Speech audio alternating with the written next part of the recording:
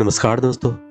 इस वीडियो में हम चर्चा करने वाले हैं भारतीय फुटबॉल का इतिहास। चलिए देखते हैं। भारत में फुटबॉल की एक लंबी और समृद्ध परंपरा है और भारतीय फुटबॉल का इतिहास उल्लेखनीय है। फुटबॉल ने भारत में अपनी यात्रा तब शुरू की जब ब्रिटिश शासक इसे अपने साथ लाए थे। शारदा एफसी क्लब को सबसे पुराने भारतीय फुटबॉल क्लबों में से एक माना जाता है। भारत में आयोजित पहला रिकॉर्डेड गेम 1854 में कलकत्ता क्लब ऑफ सिविलियंस और जेंटलमैन ऑफ बैरकपुर के बीच माना जाता है। भारतीय फुटबॉल के इतिहास में पहला फुटबॉल क्लब कलकत्ता एफसी 1872 में स्थापित किया गया था। नागेंद्र प्रसाद सर्वाधिकारी। नागेंद्र प्रसाद सर्वाधिकारी, जिन्हें भारतीय फुटबॉल का जनक माना जाता है, ने तत्कालीन कलकत्ता में फुटबॉल क्लबों का एक समूह बनाया और 1893 में भारतीय फुटबॉल संघ के निर्माण में प्रमुख भूमिका निभाई। 1888 में भारत के तत्कालीन विदेश सचिव मॉर्टिमर डूरंट ने शिमला में डूरंट कप की स्थापना की। डूरंट कप एफए कप और स्कॉटिश कप के बाद तीसरी सबसे पुरानी फुटबॉल प्रतियोगिता है। इसे भारत में तैनात ब्रिटिश सैनिकों के मनोरंजन के रूप में शामिल किया गया। 1893 में आईएफए शील्ड को दुनिया की चौथे सबसे पुरानी ट्रॉफी के रूप में स्थापित किया गया।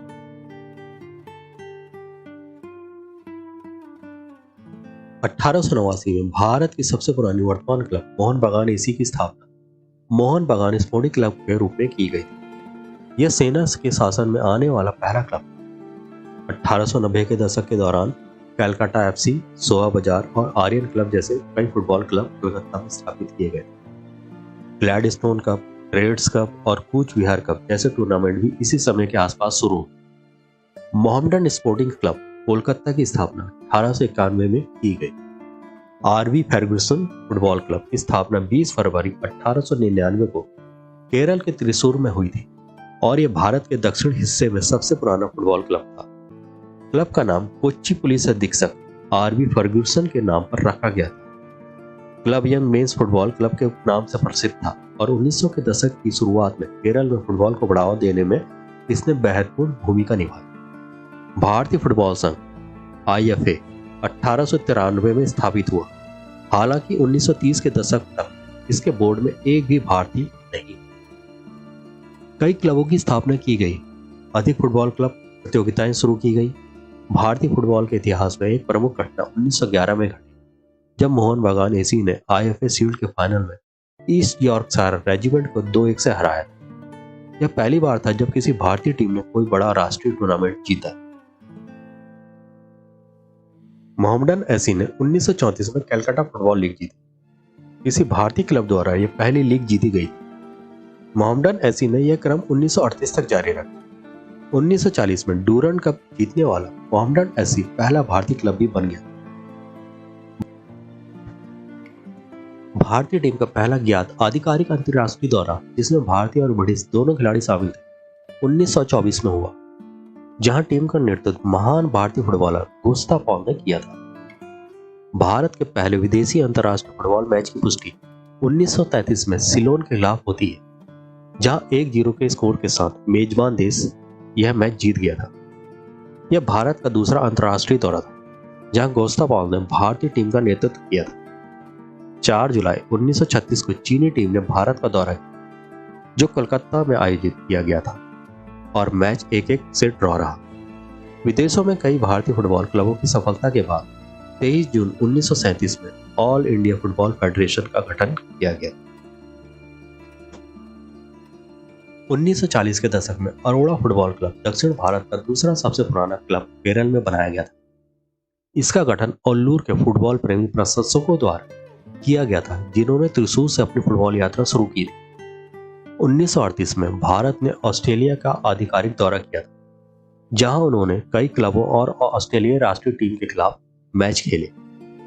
3 सितंबर 1938 से सिडनी में भारत ने ऑस्ट्रेलिया के साथ 5 मैत्रीपूर्ण मैच खेले।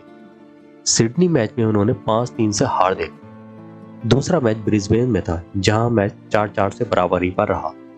न्यूकैसल में तीसरे मैच में 17 सितंबर को भारत ने अपनी पहली जीत 4-1 के अंतर से दर्ज की, लेकिन ऑस्ट्रेलिया ने अगला मैच सिडनी में 5-4 और मेलबोर्न में आयोजित मैच को 3-1 से जीत। 1948 का लंदन ओलंपिक भारत का पहला बड़ा अंतर्राष्ट्रीय टूर्नामेंट था, जहां मुख्य रूप से रंगे पांव भारतीय टीम फ्रांस से 2-1 से हारी। भारतीय टीम 2 पेनल्टी को गोल में बदलने में विफल रही। भारतीय टीम को उनके खेल के तरीके के लिए भीड़ द्वारा बधाई दी गई और सराहना की गई। एक प्रेस कॉन्फ्रेंस में भारतीय से पूछा गया कि वे रंगे पांव क्यों खेलते हैं। तत्कालीन भारतीय कप्तान तालीमेरेन एओ ने कहा, ठीक है, आप देखते हैं कि हम भारत में फुटबॉल खेलते हैं जबकि आप फुटबॉल खेलते हैं, जिसे अंग्रेजों ने खूब सराहा। अगले दिन वह टिप्पणी लंदन के अखबारों में छपी। सारंगापानी रमन ने उस मैच में भारत के लिए एकमात्र गोल किया और इस तरह ओलंपिक में पहला भारतीय अंतर्राष्ट्रीय गोल किया गया। 1950 का फीफा विश्व कप। एशियाई देशों द्वारा नाम वापस लिए जाने के कारण 1950 के फीफा विश्व कप के लिए भारत डिफॉल्ट रूप से क्वालिफाई हो गया, लेकिन ऑल इंडिया फुटबॉल फेडरेशन ने उस समय 1950 के फीफा वर्ल्ड कप में जाने से मना कर दिया। कोई कहता है कि फीफा ने 1948 के ओलंपिक के बाद नंगे पांव खेलने पर प्रतिबंध लगाने का नियम लागू किया था, जिस कारण भारतीय टीम ने खेलने से इनकार कर दिया क्योंकि उन्हें नंगे पैर खेलने की अनुमति नहीं दी गई। लेकिन तत्कालीन भारतीय कप्तान शैलेंद्र मन्ना के अनुसार यह सही नहीं था और तब से लेकर भारतीय फुटबॉल टीम आज तक फीफा विश्व कप क्वालिफायर के पहले दौर में भी जगह नहीं बना पाई। भारतीय फुटबॉल का स्वर्ण युग। 1951 से 1962 तक की अवधि को भारतीय फुटबॉल का स्वर्ण युग माना जाता है। भारतीय टीम ने 1951 के एशियाई खेलों की शुरुआत जीत के साथ, जहां उन्होंने मेजबानी की थी। भारत ने क्वार्टर फाइनल में इंडोनेशिया को 3-0 तथा अफगानिस्तान को सेमीफाइनल में 3-0 से हराया और फाइनल में ईरान को 1-0 से हराया था। 1952 में श्रीलंका में आयोजित कोलंबो क्वाड्रेंगुलर कप जीतकर भारत ने अपना फॉर्म जारी रखा। भारत ने क्वाड्रेंगुलर कप के 3 और संस्करण भी जीते, जो 1953, 1954 और 1955 में बर्मा, कलकत्ता और ढाका में आयोजित किए गए। भारत मनीला में आयोजित 1954 एशियाई खेलों में 8वें स्थान पर रहा, पर 1956 ओलंपिक में भारत 4थे स्थान पर रहा। भारत ने 1956 ओलंपिक में मेजबान ऑस्ट्रेलिया को 4-2 से हराया, जिसमें भारत की ओर से नेविल डिसूजा ने हैट्रिक लगा और ओलंपिक में हैट्रिक बनाने वाले पहले एशियाई बन गए। भारत ओलंपिक सेमीफाइनल में पहुंचने वाली पहली एशियाई टीम भी बन गई। सेमीफाइनल में भारत युगोस्लाविया से 4-1 से हार गई और बुल्गारिया से तीसरे स्थान पर प्ले ऑफ मैच में 3-0 से हार गया। भारत ने 1958 में टोक्यो जापान के एशियाई खेलों में भाग लिया, जहां वह 4थे स्थान पर रहा और 1959 में मलेशिया में मर्डेगा कप में 2रे स्थान पर रहा। टीम 1960 के एशियाई कप में क्वालिफाई करने में विफल रही। भारत ने 1962 के एशियाई खेलों में जीत हासिल की, जहां उन्होंने फाइनल में दक्षिण कोरिया को 2-1 से हराया और 2 साल बाद 1964 के एशियाई कप में 2रे स्थान पर रहा। भारत 1964, 1965 और 1966 में मर्डेगा कप में खेला, जहां वह 2रे, 3रे और 3रे स्थान पर रहा। भारत 1966 के एशियाई खेलों में बैंकॉक में खेला था, लेकिन पहले दौर में ही बाहर हो गया था।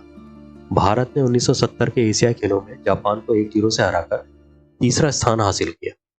70 के दशक के मध्य में भारतीय युवा टीम ने संयुक्त रूप से ईरान के साथ यूथ एशियन कप जीता। भारतीय फुटबॉल 70, 80 और 90 के दशक में कोई कमाल नहीं दिखा पाई। 1984 में भारत ने एशियाई कप के लिए क्वालिफाई किया। टीम को ग्रुप बी में रखा गया था, लेकिन एक मैच जो ड्रॉ था को छोड़कर सभी मैच हारने के बाद भारतीय टीम अंतिम स्थान पर रही। भारत एशियाई कप के दौरान स्कोर करने में भी विफल रहा, जिससे टीम के चयन पर सवाल खड़े हो गए। 90 के दशक में केरल के कोच्चि में एफसी कोचीन का गठन किया गया था। 1990 के दशक में यह राष्ट्रीय फुटबॉल लीग में केरल का एकमात्र फुटबॉल क्लब था। एफसी कोचीन ने अपने छोटे से समय में केरल फुटबॉल के विकास में महत्वपूर्ण योगदान दिया। भारत ने 1984 ढाका में और 1987 कलकत्ता दोनों के सैफ खेलों में स्वर्ण पदक जीता। भारत ने 1993 में लाहौर में सार्क कप जीता और 2 साल बाद कोलंबो में उप विजेता रहा। 1997 तक इस प्रतियोगिता का नाम बदलकर सैफ कप कर दिया गया और भारत ने इसे 1997 और 1999 दोनों संस्करणों में जीता था, जब उन्होंने गोवा में इसकी मेजबानी की थी। 1996 में जब ऑल इंडिया फुटबॉल फेडरेशन ने नेशनल फुटबॉल लीग की स्थापना की, तो भारत को भी एक बड़ा बढ़ावा मिला। यह भारत की पहली राष्ट्रीय घरेलू लीग थी।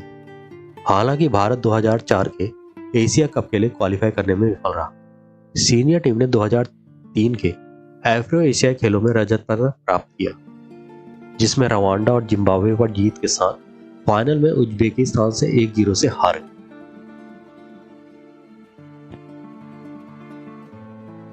अनुभवी कोच बॉब हॉटन को 2006 में टीम का कोच नियुक्त किया गया। हॉटन के रहते हुए भारत ने विश्व फुटबॉल में एक बड़ा पुनरुद्धार देखा। अगस्त 2007 में भारतीय राष्ट्रीय टीम ने अपने इतिहास में पहली बार सीरिया को 1-0 से हराकर नेहरू कप जीता। अगले वर्ष अगस्त में भारत ने 2008 AFC चैलेंज कप में तजाकिस्तान को 4-1 से हराया। भारत ने कतर में 2011 AFC एशियन कप के लिए क्वालिफाई किया। 2009 में भारत ने सीरिया को पेनाल्टी शूट आउट में 6-5 से हराकर नेहरू कप जीता। क्लब वाइज भारतीय फुटबॉल की बेहतरी के लिए एक नया मोड़ 2006 में आया, जब 2006 में क्लबों को नेशनल फुटबॉल लीग के साथ जोड़ दिया गया और 2007 में आई लीग की शुरुआत की गई। पहला I league season Goa club Dempo ने जीता था। 2008 के एशियन फुटबॉल कन्फेडरेशन कप के दौरान टेम्पो ने इतिहास बनाया, जब उन्होंने AFC कप के सेमीफाइनल में जगह बनाई, लेकिन सेमीफाइनल में सफा बेरूत SC से 5-1 से हार गया। 2011 AFC एशियन कप। 2011 की शुरुआत में भारत ने 27 साल में पहली बार AFC एशियन कप में हिस्सा लिया। भारत को ग्रुप सी में ऑस्ट्रेलिया, बहरीन और दक्षिण कोरिया के साथ रखा गया था। 10 जनवरी 2011 को भारत ने ऑस्ट्रेलिया के खिलाफ अपना पहला मैच खेला, जहां वे 4-0 से हार गए। फिर 14 जनवरी 2011 को भारत ने बहरीन से खेला, जहां फिर से सुनील छेत्री और गौरव सिंह के स्कोरिंग के साथ 5-2 से हार गए। फिर 18 जनवरी 2011 को भारत ने दक्षिण कोरिया के खिलाफ टूर्नामेंट का अपना अंतिम मैच खेला, जहां फिर से 4-1 से हार गए। सुनील छेत्री ने भारत के लिए 3 मैचों में 2 गोल के साथ सबसे अधिक गोल किए। 2011 के एशिया कप के बाद ऑल इंडिया फुटबॉल फेडरेशन भारतीय फुटबॉल पर बहुत मेहनत कर रहा था। उन्होंने पूर्व कोच बॉब हॉटन को 2012 AFC चैलेंज कप क्वालीफायर में इंडियन साइड को प्रशिक्षित करने की अनुमति दी थी। भारत ने अपना पहला match 2012 AFC challenge cup qualification में 21 मार्च को चीनी ताइपे के खिलाफ 3-0 से जीतकर खेला, जिसमें जुएल राजा शेख, सुनील छेत्री और JJ लाल पेखलुआ ने गोल किए। 23 मार्च को उनका सामना पाकिस्तान से। भारत ने पाकिस्तान को 3-1 से हराया, जिसमें JJ लाल पेखलुआ ने 2 गोल किए और स्टीवन डाइस ने 1 गोल किया। 25 मार्च को उन्होंने अपने आखिरी 2012 AFC challenge cup qualifying game में तुर्कमेनिस्तान का सामना किया और भारत ने 1-1 से खेल को ड्रॉ किया। परिणाम का मतलब था कि वह ग्रुप बी में शीर्ष पर रहा और 2012 AFC चैलेंज कप के लिए भारत ने क्वालिफाई किया। 2012 का AFC challenge cup north Korea ने तुर्कमेनिस्तान को 2-1 से हराकर जीता था। 2013 में इंडियन सुपर लीग नामक एक नई लीग शुरू की गई थी। पहला Indian super league season Kolkata club ATK ने जीता था। 2017 में फीफा अंडर 17 विश्व कप की मेजबानी भारत ने की थी। इसलिए हम देखते हैं कि आगे आने वाला समय इंडियन फुटबॉल के लिए अच्छा है। धन्यवाद।